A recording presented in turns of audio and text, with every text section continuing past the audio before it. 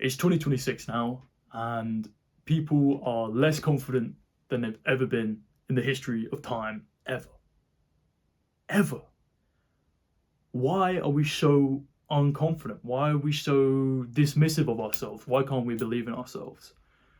The truth is it's a bit of a hard pill to swallow. It's because we haven't done enough hard things. So a phrase I love, or like an idea I love, is from Alex Hormozy. He's a big businessman, makes loads of money, makes content on YouTube as well. What he believes is that confidence is created by an undeniable stack of proof that you are who you say you are. What does that mean? Right? What does that actually mean on like a day-to-day basis? If you want to be confident in doing something, it's easy to be confident if you've done it before, right? Like, let's say you want to be confident that in 1 hour you could create an amazing painting. Very hard to do, right? I wouldn't be confident doing that. I wouldn't be confident at all. But let's say you're Pablo Picasso. I mean, your standards of amazing would probably be too high, but to the average person, something that would be amazing, you'd absolutely be able to knock that out in an hour because you've probably done it thousands of times before. So because you have this proof that you've done this before, you can do it again.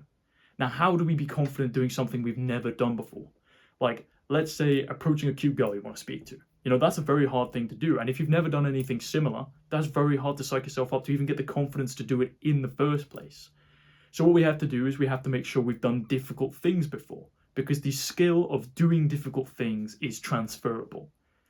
If you've done difficult things in area A of your life, you will find it easier to do difficult things in area B of your life. So that's what I'm going to teach you today. It's one of the easiest ways to get your foot into the door of doing difficult things. It's so obvious, you might already do it. Everyone's talking about it. It's going to the gym. It's just going to the gym. Some people find it so hard, it's ridiculous. Some people find it so easy, it's ridiculous. But whatever level you're at, committing yourself to go to the gym is going to increase your confidence tenfold, 20-fold, 30-fold, depending on where you're at. And that's for a couple of reasons. The first thing is, again, the difficulty thing. You're starting to do a new thing. Maybe it's socially difficult for you. Maybe you're a little bit overweight and you're embarrassed by going to the gym. You think, oh, everyone's looking at me. I assure you they're not. And if the only people who are looking at you and staring at you, either they're wishing you the best, they're thinking good thoughts about you, or they're idiots. Or they're idiots who are barely anywhere themselves and who hate themselves. And you should just ignore them anyway, right? So socially it can be quite hard, to say like, I'm going to go to the gym, I'm going to make a fool of myself, I'm worried about this, all these fears we have. But you're going to go over that, you're going to get over that, and it's going to be difficult. But once you've done it, you're going to go, oh shit, I've done it and I didn't die. So that's the first thing. It's difficult to get your foot in the door sometimes. Then it's difficult to stay consistent, to go to the gym 3 to 6 times a week, every week, consistently trying to make progress. That's very difficult, That's sort of a lot of people's, especially young men, that's a lot of our first sort of step into discipline. Maybe the hardest thing we've disciplined ourselves to do before this is do some homework for school, right? Or sit down in a class and listen. Or maybe some sort of sport that we've done before. But we love those things, so it's kind of easy. Well, not study, like sport. I mean, sport. I mean, some people love study. But what makes it difficult is in the beginning, you might not want to do these things. So you're gonna have to create the love from the ground up, You're gonna have to do the difficult thing of starting the progress, of making the initial pain, Because that's something that's easy to forget once you've gone into the gym, how painful it is. But if you're just beginning, you know how painful it is, Your muscles ache, they sting, they're painful. And yet, they're growing and they're getting stronger, No pain, no gain. Once you've been doing it for a year or so, you're honestly going to forget that it's even painful. Like you'll finish a set that was super, super painful and you won't even think about it. Unless it's like Bulgarian split squats, which are like, it's horrible. It's horrible. Second thing that's going to help you with confidence, this is why it's really important to do resistance training. I mean, lifting weights, lifting your own body weight, lifting dumbbells, lifting barbells, and doing fairly heavy, Anything from 1 to 15 reps.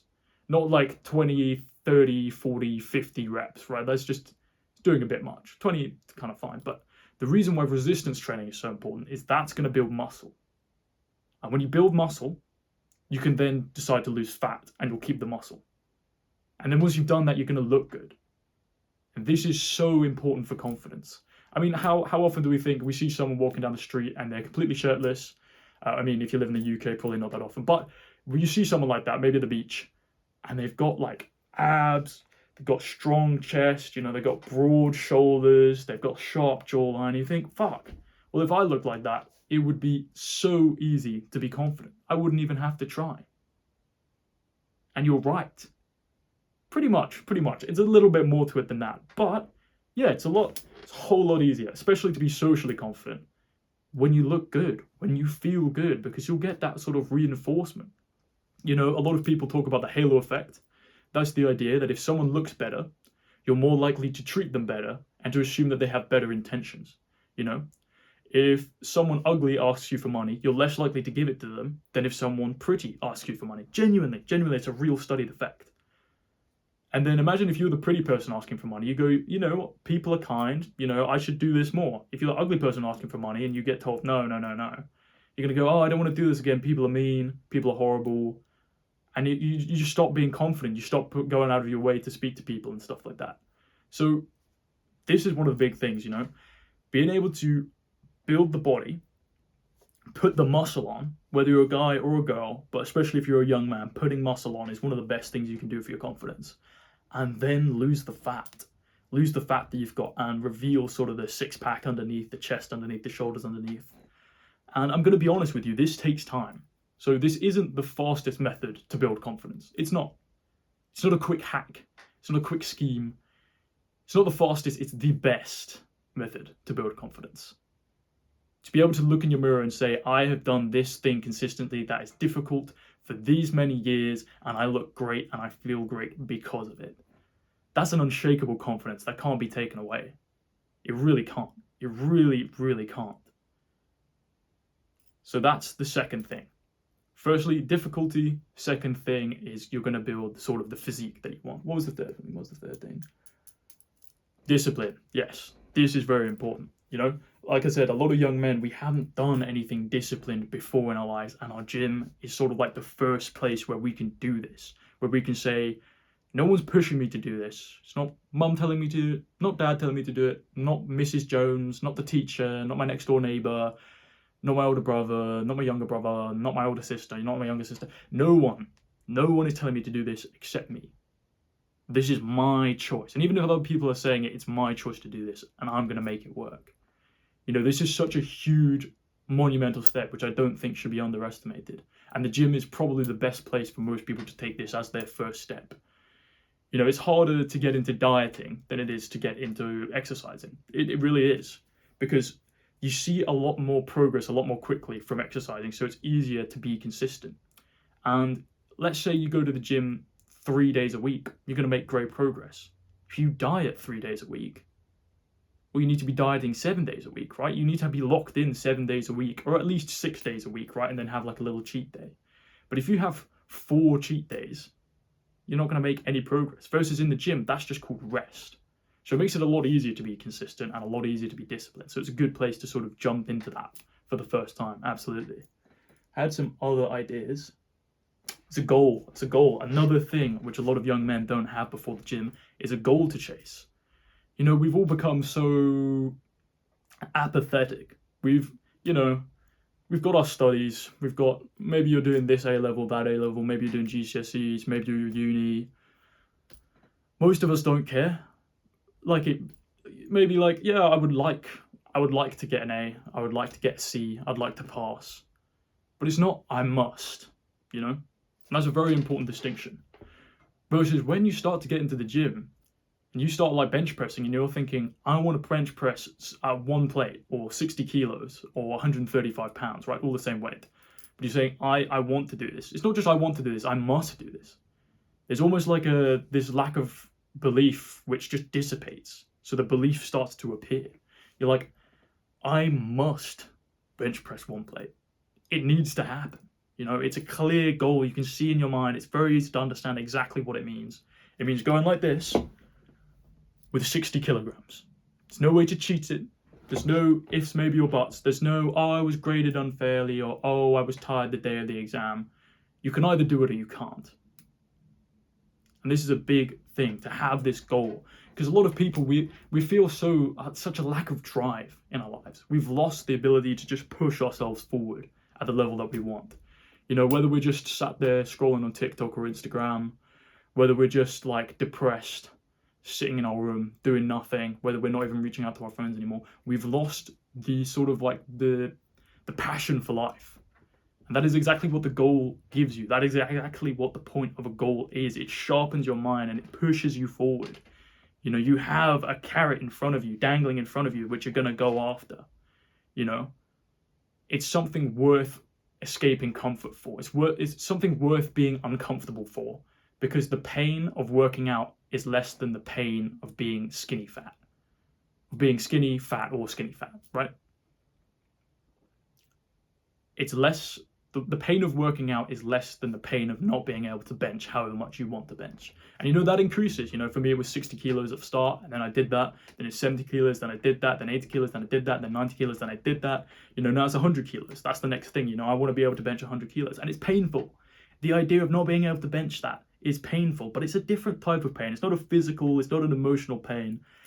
It's like a hunger. It's like a hunger which drives you forward, and it is sort of a pain, but it's like a refined pain. It's different in a sense, and it really, really is valuable to get this hunger, this drive into your life. So that's the fourth thing, is having the goal. So first thing is it's difficult. Second thing is you're going to build an aesthetic body, which is going to help you a lot. Third thing is you're going to build discipline. Fourth thing is you're going to have a goal to go towards. And the fifth thing is that it's going to boost your mood immediately. Every time I go to the gym, I come out feeling great, feeling just like this rise in energy. Throughout the rest of the day, I'm ready to just like tackle life. You know, I've done the hard thing for the day. Now whatever I do, you know, it's almost like a blessing on top of that. It's a bonus. And then I can stack more and more things on top of that. It just kind of sets me in the right mind, just in the right mind to tackle the day. And even on the days I don't train, knowing that I'm like sore from training, you know, it's like, it gives you that confidence, that boost, that sort of short-term boost. Like, you see it in the gym, right? Like, think of the classic idea of like a gym bro, like Arnold, someone like that. You know, he's in the gym, he's gritting his teeth, but he's also smiling and he's pushing himself so hard. And you know that they love that. He loves that feeling, and you can learn to love that feeling as well. And the boost that gives you is just something absolutely incredible. So those are the 5 things. Those are the 5 things which you're going to use to boost your confidence via going to the gym. So that's boosting your mood, building discipline, doing difficult things, building aesthetic body, and there was another one. I forgot. Okay, doesn't matter. Fuck. Well, maybe I'm not making my point very well here. But all of this to say, let's say you've done it. Let's say you're 3 years down the line. That's where I'm at right now. I've been training for about 3 years, seen massive improvements. So grateful that I started doing it. Let's say you're in my position now. You've been training for 3 years consistently. You've made great progress. You love the sort of work you do in the gym. You're starting to love the work you do everywhere else in life. But what does the gym lead to? What does this boost in confidence mean? It doesn't mean anything if it's just stored away, tucked in some little compartment in your head, and you don't apply it to the rest of your life, right? You need to go out and take action and apply this ability to the rest of your life. So the reason the gym is such a beautiful thing, it's the springboard. It's the young man's springboard into self-improvement. Almost every person who is like great in this space, every person who has achieved an incredible amount of things, started in the gym. So many of them, because it's the first time they can feel proud of themselves. Men who have come from nothing, who have nothing to be proud of, who have everything to be ashamed of, finally have something to be proud of and confident about. And from that, they realize how much they can grow. And I know this is the same for me. You know, before I started the gym, I genuinely had nothing to be proud of. I'd achieved nothing difficult. I'd never pushed myself. And I couldn't even like bear to look at myself in the mirror. Now, you know, I look at myself in the mirror and like I do feel a sense of pride. I look at the physique that I've built, which obviously by influencer means is nothing, right? Like my physique is very sort of average looking, but even still, seeing what I've come from to where I am now is just so incredible. To know that I at least look good now. My physique is now at least good. No, maybe not great, maybe not insane, absolutely not. but it's good. The amount of pride that that gives you is incredible. And it gives you the springboard, you know? For me, I remember it was sort of getting into the gym was the first thing. Then I was like, you know, I really want to take this gym stuff like properly, seriously. So I started getting into changing my diet, changing the way I eat, bulking up, putting on a little bit of mass. I did that. I managed to do that. I managed to improve my diet. I managed to cut out sugar almost entirely. I managed to limit my alcohol to a good level where it's sort of like I get all the good effects of alcohol. I mean, I can go out and party and stuff like that, but I'm not drinking all the time to the point where it affects my training. And then from diet, I moved on to, okay, well, I want to really improve my social life as well. Like being aesthetic is nice, it gives me confidence, but it doesn't fix the problems I have. It doesn't magically fix everything. You know, there are other problems in life. So then it was, okay, I'm going to read some books. You know, I've read How to Win Friends and Influence People, which, you know, it's not perfect for building social relationships, but it's a good springboard. Again, then I started reading a couple more books. You know, I started getting into some spiritual books, some of the psychological books, some of the philosophical books, and really just expanding my mind to everything that was possible. And at this point, you know, reading books is just part of my life. Yesterday, I probably read 100 pages of some random book. Oh no, I know exactly the books I read. I was reading a Tony Robbins book, and I was reading Blood Meridian, which is a book by Cormac McCarthy. Really good book. Really, really good book. Really interesting. Reminds me a lot of The Revenant. But this is just part of my life now, you know, all because of what? I started the gym. The only reason I started this channel to try and inspire other people and help other people is because I started the gym. So the last thing I want to leave you with is just the idea that the gym is the springboard into the life you want. It is the first step of many. And it's just that baby step which is going to change everything. Peace.